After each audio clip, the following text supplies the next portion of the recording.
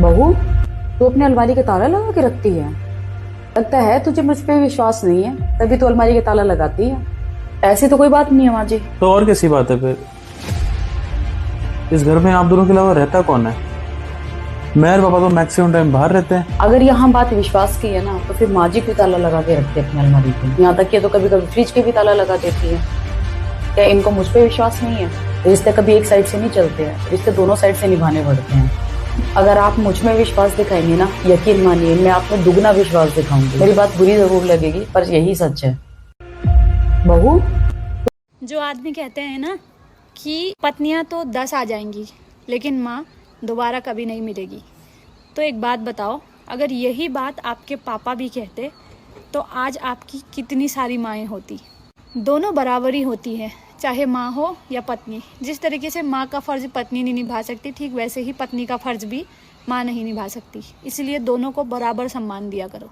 एक दुनिया में लाई है तो एक सब कुछ छोड़ के तुम्हारे लिए तुम्हारे घर आई है, इसीलिए एक दूसरे के साथ कंपेयर मत करो किसी को भी। दोनों को बराबर का अधिकार दो। जो आदमी। हाँ बेटा, कैसी है? चल ठीक है, बाद में कॉल करती हूँ तुझे। वो माँ जी, मुझे आपसे कुछ जरूरी बात करनी थी। देख, अभी वैसे ही मेरा मूड खराब है, तू मत खराब कर। लेकिन माँ जी जरूरी। मना किया ना तुझे, चल जा यहाँ से। मम्मी, आप बड़ी दीदी से बात कर लो ना, मैं तो नहीं आ पाऊंगी। बहू, कहाँ जाना है तुझे? कहाँ नहीं जा पाएगी? माँ जी, वो मेरे पापा की तबीयत खराब है, तो मम्मी कह रही थी कि वो हॉस्पिटल में ही दिन भर रहती हैं, घर का काम नहीं हो पाता है, तो कह रही थी कि मैं 10 दिन के लिए आ जाऊँ। तो तूने ये बात मुझे पहले क्यों नहीं बताई? माँ जी, बताने की तो बहुत कोशिश की, पर आपने मेरी सुनी ही नहीं। अरे तो ठीक से बोलना चाहिए ना, बात करनी ये क्या लगा रखी थी? माँ जी, आप उसके आगे बोलने ही नहीं दे रही थी। चुप कर तू। अगर जाना है तुझे तो जा जाके पैकिंग कर। हाँ क्या माँ जी, सच में? अगर मेरे सामने ज्यादा एक्टिंग करेगी ना तो मना कर दूंगी फिर।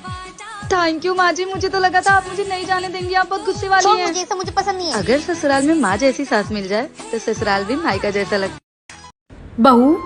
हाँ जी माँ जी, शाम के 6 बज गए, मैं थोड़ा शहर पे जाके आती हूँ। ठीक है माँ जी। हाँ बेटा, और मैं बाहर से ताला लगा के जा रही हूँ, तू खाना बना लेना। माँ जी, मैं खाना तो बना लूँ, लेकिन आप बाहर से ताला क्यों लगा के जाओगे?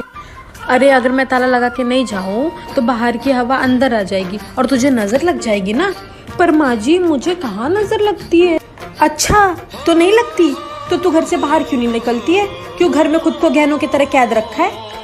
पर वो माँ जी, क्या वो माँ जी, तू घर में उबती नहीं है रह के? बोर नहीं होती? होती हूँ माँ जी। तो बेटा निकला कर घर से, आस पड़ोस की औरतों से बात किया कर। कल को तुझे जरूरत पड़ेगी ना तो ये आस पड़ोस वाले ही काम आने वाले। ठीक है माँ जी। चल फिर शूज पहन, आज हम लोग साथ में शहर पे चलते हैं। ठीक है माँ जी। ये साड़ी कितनी अजीब सी है और इसका कलर भी कितना फीका है। अगर ये साड़ी मैंने जेठानी जी को दी तो कहीं उन्हें बुरा ना लग जाए, कहीं मुझसे गुस्सा ना हो जाए। देवरानी जी, वो देवर जी जो कल दाल लेकर आए थे वो तुम्हें पता है कहाँ रखा है? देवरानी जी, तुम ऐसे क्यों बैठी हो?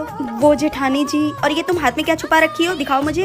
वो माँ ने आपके लिए साड़ी भेजा है। साड़ी? वो भी मेरे लिए? देखा, ये साड़ी आपको पसंद नहीं आई ना? मैंने माँ को बोला था कि इतनी हल्की और फीके रंग की साड़ी जेठानी जी को बिल्कुल पसंद नहीं आएगी। जेठानी जी बड़े घर के लोग हैं, उन्हें महंगी और भारी साड़ियाँ पसंद है।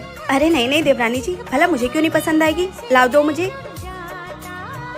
अरे वाह देवरानी जी, साड़ी तो बहुत अच्छी है और बिल्कुल मेरी साड़ी की मैचिंग की भी है। अच्छा हुआ आपकी माँ ने ये हल्की साड़ी मुझे दी, वरना घर में इतनी भारी साड़ी पहनकर मैं बोर हो जाती हूँ और काम भी नहीं करते बनता है। अब तो मैं इसको पहन के अच्छे से काम भी कर पाऊंगी। और देवरानी जी, ये साड़ी का कलर भी बहुत प्यारा है ना, मुझ पर अच्छी लगेगी ना? हाँ जेठानी जी, आप पे बहुत अच्छी लगेगी। थैंक यू देवरानी जी, और अपनी मम्मी को भी मेरी तरफ से थैंक यू बोलना। ठीक है जेठानी जी, मैं मम्मी को भी बोल दूंगी।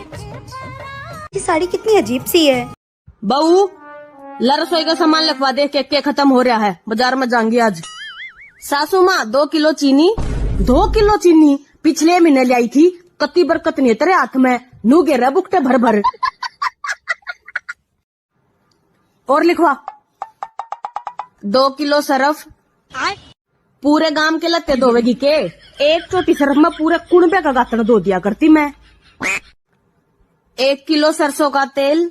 ना बे, तू को नहीं घर बसने दे, देख लिया मैंने, तेरे तो हाथ में बरकत को नहीं। पिछले महीने इतना सामान लाई थी, के करे हाथ नहीं सा। पता है सासू माँ, एक दिन क्या हुआ, मुझे भूख लगी थी और प्यास लगी थी। मैंने सोचा क्यों तो खाना प्यास लगी है क्यों पानी पीना। मैंने ढक्कन खोला और पूरा का पूरा तेल पी गई, और भूख लगी थी पूरा ऐसे कर करके सारा सरफ खा गई।